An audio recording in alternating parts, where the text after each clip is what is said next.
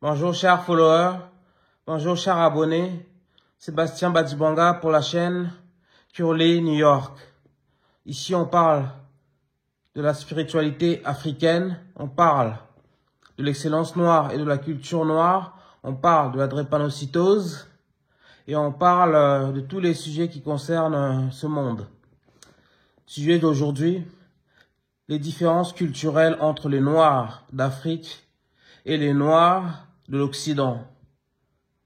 En effet, il y a une différence culturelle énorme, abyssale, entre les Africains du continent et les Africains installés un peu partout en Europe, aux États-Unis, au Canada, en France, en Angleterre et dans le monde développé. J'ai remarqué qu'on avait du mal à se comprendre en fait. Nous, Noirs de l'Occident, on a en partie adopté les mœurs, les mentalités, l'état d'esprit des Blancs, alors que nos frères et sœurs restés au pays ont leur mentalité ancestrale africaine. Ce qui se traduit par une incompréhension en fait dans la communauté noire. Hein, et cette incompréhension se voit dans plusieurs facettes en fait des relations humaines, du style de vie. Je vais commencer par cette vision qu'ont les Africains restés au pays de l'aide en fait. Nos frères et sœurs qui vivent sur le continent se disent que s'ils ont un frère ou une sœur ou un membre de leur famille installé en Europe, ces derniers doivent les aider impérativement. Limite, nous avons le devoir de les sortir de la pauvreté sans leur demander de faire des efforts, sans les sermonner, sans leur donner des injonctions. En fait, ils ne veulent pas apprendre à pêcher et veulent qu'on leur donne du poisson sans cesse. Et si on décide d'arrêter cette aide-là, qui se traduit par des envois réguliers de Western Union, on devient tout de suite une mauvaise personne. Et ils ont tendance à dire qu'on a des mauvais cœurs. Par exemple, si tu envoies de l'argent à un membre de ta famille, par exemple, pour payer les frais de scolarité, et cette personne, au lieu de payer les frais justement de scolarité, utilise cet argent pour acheter d'autres choses, utilise cet argent pour se faire plaisir, et pour eux, en fait, c'est normal. Comme tu es un de leurs frères ou tu es une de leurs sœurs, ils pensent que ils peuvent tout faire avec cet argent. Moi, par exemple, je sais que dans ma famille, il y a des gens qui me demandent de m'endetter, de contracter des dettes pour les aider. Alors que nous, ici, en Occident, en Europe, en Amérique du Nord, on fait tout pour calculer notre budget, on évite justement les dettes et on se serre la ceinture parce que la vie est devenue très chère à cause de l'inflation. Mais les membres de notre famille restés au pays, limite, ils nous poussent à voler en fait. Et ils ne comprennent pas lorsqu'on leur dit que nos salaires nous permettent à peine de s'en sortir. Et il faut surtout pas leur dire de se prendre en main, de se sortir les doigts du cul, d'aller chercher un travail. Et ils pensent que comme on est ici en fait en Occident, que la vie est belle, c'est l'Eldorado et que l'argent tombe du ciel. Et en fait, ça crée des incompréhensions, en fait. On n'a pas la même façon, par exemple, de gérer le budget en Afrique ou en Occident. En Afrique, ils vivent le jour. Ils ne sont pas prévoyants. Ils n'économisent pas. Ça, je l'ai remarqué, en fait, aussi bien dans ma famille que chez mes amis et tout. Les Africains n'ont pas d'épargne de sécurité. Par exemple, si quelqu'un tombe malade, par exemple par un cancer, et comme ils n'ont pas d'épargne, ils se mettent à demander à gauche, à droite. Or ici, on s'efforce, malgré nos petits budgets, à avoir au moins une épargne, comme on appelle, une épargne de précaution, justement pour pallier aux urgences. Et il y a vraiment un problème de paradigme, en fait. On n'a plus le même paradigme. Lorsqu'on a quitté l'Afrique et on s'est installé en Occident et qu'on vit en Occident. Et cette différence de vision est aggravée pour nous autres qui sommes arrivés ici lorsqu'on était enfants.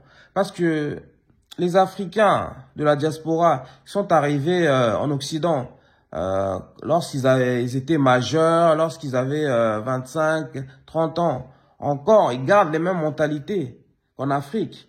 Mais lorsque tu arrives, quand tu es enfant, adolescent, t'embrasses le mindset des Français, des Américains, des Anglais, des Allemands. Ça dépend dans quel pays de l'Occident tu vis. Et du coup, il y a franchement une dichotomie de pensée entre toi et ta famille restée au pays, par exemple. Et moi, j'ai remarqué aussi cette différence en ce qui concerne les relations amoureuses. En fait, ma fiancée, mais on n'est plus ensemble en tout cas, et pour elle, en fait, je devais lui envoyer de l'argent tous les mois. Et en plus de cela, je devais aussi subvenir à tous ses caprices. Et limite, en fait, quand je lui disais d'aller chercher un travail pour gagner sa vie, c'était quasiment une communication sujette à dispute. Parce qu'en Afrique, notamment en République démocratique du Congo, dans mon pays d'origine, les femmes ont l'habitude de se faire entretenir par les hommes.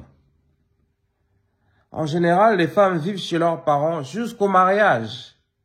Et c'est au mariage qu'ils quittent chez leurs parents et ils viennent vivre avec leur mari. Or, ici, en fait, une femme de 20 ans, elle est déjà autonome. Elle a déjà un travail à côté, elle poursuit ses études et elle se démène, en fait. Alors que en Afrique, les hommes, comme ils sont des chefs de famille, ils doivent pourvoir à au moins 70%, voire 100% aux besoins de la famille, aux besoins des femmes, en fait. Donc, ça crée vraiment une différence énorme entre nous autres qui sommes ici et nos frères et sœurs qui sont au pays. Et lorsque je disais, en fait, à ma fiancée et future femme qu'elle devrait travailler venant ici et qu'on allait faire 50-50 pour les factures, pour vivre ensemble, limite pour elle, c'était inacceptable en fait. Ça c'est dû en fait, oui. Nous, en fait, plus on vit en Europe, plus on vit en Occident, plus on a des mentalités, des mœurs qui ressemblent aux mœurs et aux mentalités des Blancs, des Caucasiens en fait. Et ça accroît l'incompréhension entre les Africains du continent et nous autres, la diaspora africaine en fait. Et moi en fait j'en parlais dernièrement avec une cousine à moi qui m'a fait comprendre une chose en fait, c'est Elle me disait, pour les Africains, en fait, les gens venus au pays sont leur seul espoir. Et comme, en fait, les gens venus en Occident, donc nous autres expatriés, nous sommes en fait la solution à tous les problèmes de nos membres de nos familles restés au pays. Et si tu arrêtes cette aide-là que tu leur donnes régulièrement, tu es automatiquement vu comme une mauvaise personne, parce que c'est comme si c'était un impôt en fait. C'est l'impôt en fait des Noirs. C'est que c'était un impôt obligatoire pour tous les Noirs expatriés, pour tous les Noirs immigrés en Occident. On devait payer notre impôt en fait. C'est ça. Et si tu payes pas ton impôt, t'es stigmatisé, t'es ostracisé, t'es pointé du doigt, t'es insulté, parfois t'es maudit en fait. Alors que lorsqu'on vit ici, on est noir, on travaille dur et notre préoccupation numéro 1, c'est le bien de notre famille, le bien de nos enfants. Alors qu'au pays, eux, ils vivent en communauté en fait. C'est-à-dire, il y a plusieurs générations qui vivent dans une même maison et c'est la solidarité qui règne. Et que l'enfant, par exemple, de ta sœur, l'enfant de ton oncle ou l'enfant de tes cousins, c'est aussi ton enfant. Donc, tu dois aussi t'en occuper. Alors que en Europe, en Occident, en Amérique du Nord, on a affaire à des familles nucléaires, en fait. C'est-à-dire des familles où il y a les parents et les enfants, c'est tout. Et venez surtout pas nous demander de s'occuper des enfants ou de nos proches. Du coup, il y a vraiment une différence culturelle énorme entre les Noirs d'Afrique et les Noirs de la diaspora. C'est pourquoi on n'arrive pas à nous comprendre et c'est difficile pour nous d'être compris. Même lorsque on dit vrai, en fait, lorsque on explique à nos familles restées au pays les conditions de vie difficiles ici en Occident, ils ne croient pas. Ils croient qu'on leur ment. Lorsqu'on leur dit que non, on peut pas vous faire un Western Union parce que la vie est dure, parce qu'il y a l'inflation, parce que on est à découvert et parce que on occupe des métiers en tension, donc des métiers physiques, pénibles et pas assez rémunérateurs, donc rémunérés au SMIC. Donc on peut pas les aider. Pour eux, c'est un mensonge. Parce que dans leur mentalité, la solidarité africaine doit régner avant tout, peu importe nos conditions ici. Ils comprennent pas que pour les aider ici, on fait des sacrifices en fait. On se prive de beaucoup de choses. Mais ça ne leur regarde pas. Et cette différence culturelle en fait entre nous autres Africains de la diaspora et les Africains du continent est vraiment abyssal, est vraiment, il y a vraiment un décalage énorme entre notre vision de vie et la vision de vie de nos frères et sœurs restés au pays. Et par exemple, ils ne comprennent pas que lorsqu'on vient en vacances au bled, ce qu'on a économisé pendant 1 an, pendant 2 ans, on a mis de l'argent de côté. Mais eux, ils nous prennent pour des banguistes. Ils croient que comme on vient en vacances régulièrement au pays, c'est qu'on roule sur l'or en Europe. Parce que eux, ils n'ont pas le sens de l'économie. Ils savent pas mettre de l'argent de côté. Pour eux, l'argent permet de survivre, pardon, au quotidien. Et les économies de bout de chandelle et tout ça, c'est pas dans leurs mœurs. C'est vraiment, il y a une division en fait dans notre communauté, au sein de nos familles, au sein de nos relations amicales, à cause justement de cette différence culturelle, de cette différence de vision, de ces deux paradigmes-là qui s'affrontent. Dites-nous ce que vous pensez de ce sujet. Dites-nous si ce sujet vous a plu ou non. Et partagez, likez, commentez.